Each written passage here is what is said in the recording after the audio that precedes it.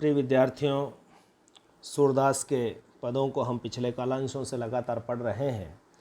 आज हम अंतिम कालांश में यहाँ देखेंगे कि भ्रमर गीत के अंदर गोपियाँ किस प्रकार से अपने संदेश को भगवान कृष्ण तक पहुँचाने में सफल होती हैं और वह कहना चाहती हैं कि हम तो सिर्फ श्री कृष्ण से प्रेम करते हैं और जिस उद्देश्य के लिए आपने उद्धव को भेजा है वह अप्रासंगिक है। उद्धव भी अपनी जो निर्गुण भक्ति के प्रति उनकी आसक्ति है वो लगभग खत्म होती सी प्रतीत हो रही है, क्योंकि जिस वाक विदग्धता से गोपियों ने उसके सामने तर्क सहित अपनी बात कही है वह बड़ी अनोखी है और सामने वाला भी उसी तरह से अनुरक्त हो रहा है और एकमात्र मौन होकर के वह उन्हें सुन रहा है। कई उपालंब भाव भी आपने देखे जिसमें उन्होंने कृष्ण को उपालंब दिया, लेकिन वो सब भक्ति के वशीभूत होकर के हुआ है। तो यहाँ पर जो पद है वो कह रहे हैं कि विलग्न जानी मानहु उधो प्यारे, विलग्न जानी मानो उधो प्यारे, ये मधुरा काजर की कोठरी ते आवे ते कारे। यानी ये बात हमें कह रहे हैं।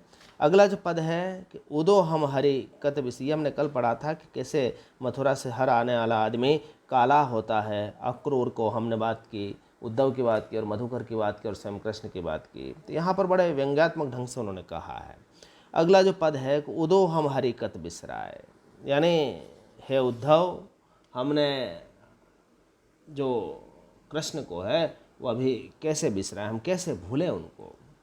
कि उदो हम हरि कत बिसराए, एक द्योष वृंदावन भीतर, कर करी पत्र डसाए, उदो हम हरि कत बिसराए। यानी गोपियाँ विरह की दशा में हैं और उद्धव से कह रहे कि हे उद्धव, हमें कृष्ण को भूल कर हम कैसे योग साधना करें, तुम ही बताओ कि कृष्ण को कैसे भूल जाएं। और उनको भूलने की जो आप बार बार संदेश दे रहे हैं, उनके भूलने का हमारे में सामर्थ्य कहाँ रहा है। और हमारी जो बीती स्मृतियां हैं उनको इतना आसानी से भुलाना संभव ही नहीं है। एक ध्योस यानी एक दिन वृंदावन में क्या हुआ कि हमने हाथों से हाथियों को पत्र खिलाए हैं। एक दिवस वृंदावन में तो कर करी पत्र डसाए, और श्री कृष्ण को याद कर करके उनके गुणों का स्मरण करके ये आंखें सजल हो गई है। यानी एक दिवस हमने उनके साथ साथ एक तरह से लीलाएं की है, हमने कृष्ण के साथ अपना समय बिताया है, तो हम उनसे मुक्त नहीं हो सकते। सुमिरी सुमिरी गुणग्राम श्याम के नैन सजा, हम जैसे जैसे ही श्याम के गुणों को सुनते हैं, स्मरण करते हैं, तो हमारी आंखों से पानी बहने लग जाता है। बिछुड़े पलक किते दिन बीते प्रीतम भय, और इन पलकों को तो बिछुड़े हुए कितना ही समय हो गया है, उन्हें तो याद हमारी नहीं आती, और प्रीतम हमारे वो पराये हो गए हैं, उन्हें तो याद नहीं आती, लेकिन हम उन्हें भूले नहीं हैं और हमारी स्मृतियां सदैव उन्हीं के साथ हैं। इस कारण से हे उद्धव, तुम ही बताओ कि हम उन्हें कैसे भूलें। कि विकल पंथ जो वते अमुनिसि दिन, कित विरहिणी बिरमाए, सूरदास प्रभु तुमरे मिलन बिनु मदन के ताप सताए। फिर भी हम व्याकुल होकर कृष्ण के आने वाले हर मार्ग की ओर रात दिन देखकर प्रतीक्षा कर रहे हैं, और आप बताएं कि श्री कृष्ण के बिना हम विरहणियों को, गोपियों को कैसे सुख की अनुभूति हो। विकल पंथ जोवती हम निसी दिन, व्याकुल होकर के हम पंथ देखती रहती हैं। विरहणी बिरमाए, हम विरहणियों की यही स्थिति है, कैसे सुख की अनुभूति, आप ही बताइए। सूरदास प्रभु तुम्हारे मिलन बिनु मदन के, और सूरदास कह रहे हैं कि गोपियाँ उद्धव से कहते हैं कि प्रभु तुम्हारे मिले बिना हम कामदेव की काम भावना के ताप से सताई, स्त्रियों की रक्षा करने वाला कौन है। यानी आप ही हैं जो हमें इससे बचाने में समर्थ है, और आप आकर हमसे मिलें। यहाँ पर कृष्ण के प्रति और सगुण ईश्वर और प्रेम की महत्ता तीनों ही चीज़ें दिख रही है। सुमेरी सुमेरी शब्द में आपको पुनरुक्ति प्रकाश अलंकार दिखेगा, और बाकी अनुप्रास की योजना है, ब्रज भाषा है, मधुर गीतिका है, तो गेय तत्व इसमें पहले से ही है, प्रसाद गुण की व्यंजना भी है, और श्रृंगार रस इसमें वियोग रूप में प्रकट हुआ है।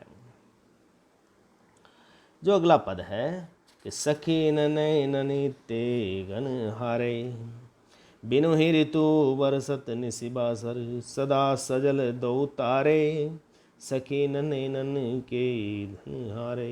यहाँ गोपियों की विरह जनित मनोदशा है और गोपियों की मनोव्यथा का वर्णन करते हुए कह रहे हैं कि गोपियाँ अपनी सखी से कहती कि हे सखी, देखो हमारे इन नेत्रों से बादल भी हार मान गए हैं, इन नैनन ते गनहारे, इन आँखों से बादल भी हार गए हैं।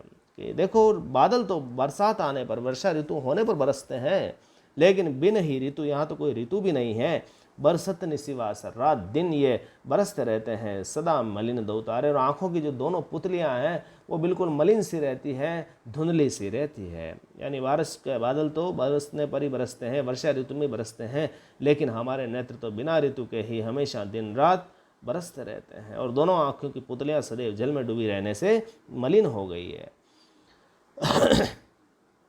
उरद सांस समीर तेजयति, सुख अनेक ध्रुम डारे, वदन सदन करी बचे, वचन खग दुख पावस के मारे। और हमारी ऊंची ऊंची चलने वाली सांसें ही मानो वर्षा ऋतु में चलने वाला तूफान है, जिसने हमारे सुख रूपी अनेक वृक्षों को जड़ से उखाड़ कर नष्ट कर दिया है। सुख अनेक ध्रुम डारे, जड़ से उखाड़ कर नष्ट कर, वदन सदन करी बचे वचन खग, और हमारा सारा सुख तो नष्ट हो गया, और हमारे नेत्रों से होने वाली इस वर्षा के भय के कारण हमारे वचन रूपी पक्षी, जैसे बारिश आती तो पक्षी जो होते हैं वो अपना मुख को अपने घर में छिप जाते हैं, खोखल में छिप जाते हैं, अपने घोंसले में छिप जाते हैं। उसी प्रकार से इन आँखों के आंसुओं से करने का परिणाम हुआ कि मुख से वचन रूपी पक्षी निकल नहीं पा रहे हैं दुख पावस के मारे।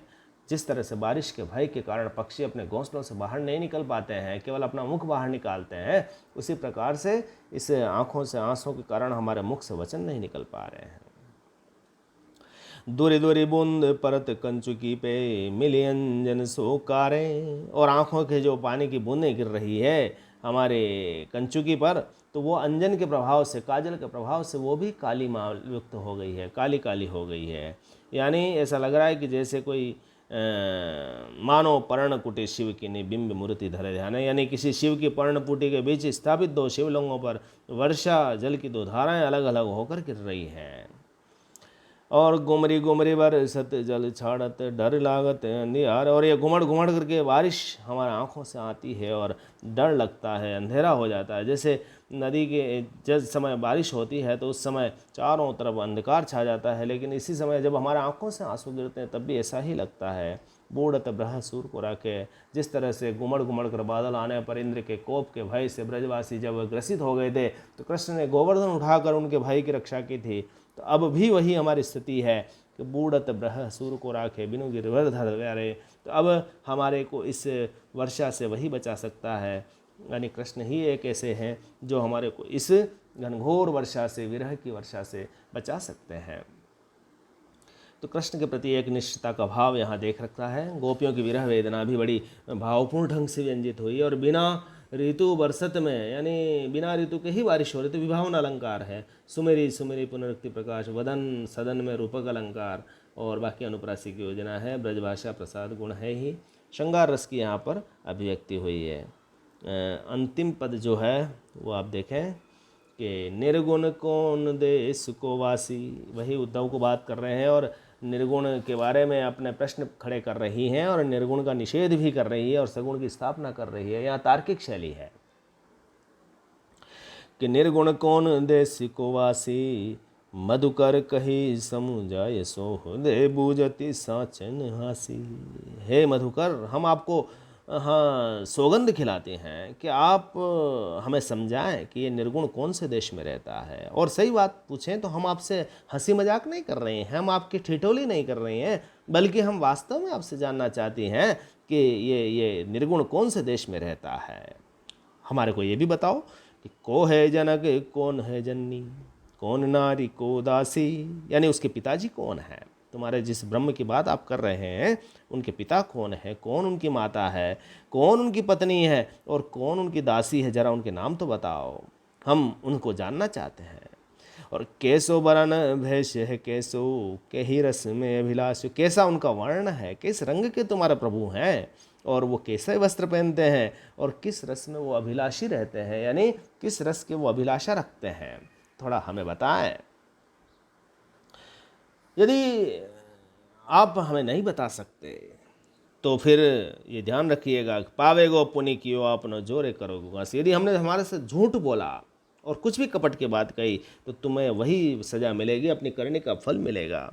सुनत मौन वे रहो बावरो सूरमते। सब बेचारा उद्धव तो मौन होकर के ठगे से चुपचाप उन गोपियों की बातें सुनता रहा। उनकी मति नष्ट हो गई कि अब इन्हें कैसे समझाएं कि निर्गुण ब्रह्म का कोई कैसा स्वरूप होता है। तो जिस तरह से निर्गुण ब्रह्म के स्वरूप में अनिश्चितता का भाव होता है, कवि ने बड़े वक्रोक्तिपूर्ण ढंग से और वाक विदग्धता से गोपियों के माध्यम से निर्गुण पंथ पर एक तरह से आक्रमण किया और ये बताया कि तुम्हारे जो ईश्वर का स्वरूप है वह स्पष्ट है और इसी कारण से हम कृष्ण की प्रेमासक्ति में डूबे हुए हैं, कृष्ण की प्रेम भक्ति करते हैं और उसी के माध्यम से ईश्वर को प्राप्त करने का मार्ग ढूंढते हैं। तो निर्गुण ईश्वर का निषेध और सगुण ईश्वर की महत्ता का प्रतिपादन इस पद में हुआ है। अनुप्रास अलंकार, ब्रजभाषा, शांतरस और प्रसाद गुण आप इसमें देख सकते हैं। तो कुल मिलाकर के जो आपने अभी तक सूर के सारे पदों को पढ़ा, कल हम इसके विषय वस्तु के बारे में प्रश्नोत्तर करेंगे और आप इस पूरे सभी पदों को एक बार देखें, व्याख्या करें और समझने की कोशिश करें कि सूर की भक्ति की खासियत क्या है, विशेषता क्या है। आज इतना ही, धन्यवाद।